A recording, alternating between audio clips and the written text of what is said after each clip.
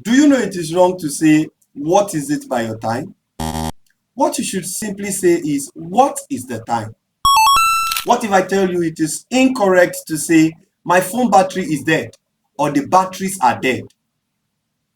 The acceptable expression is, the battery of my phone has run down.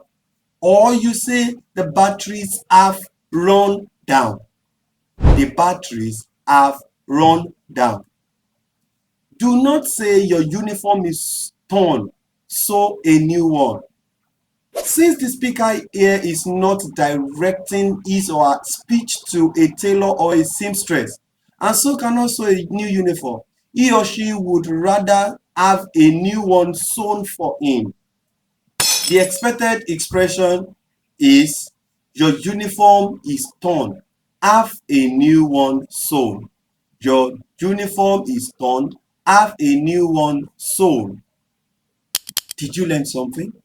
If so, kindly subscribe or follow me for more.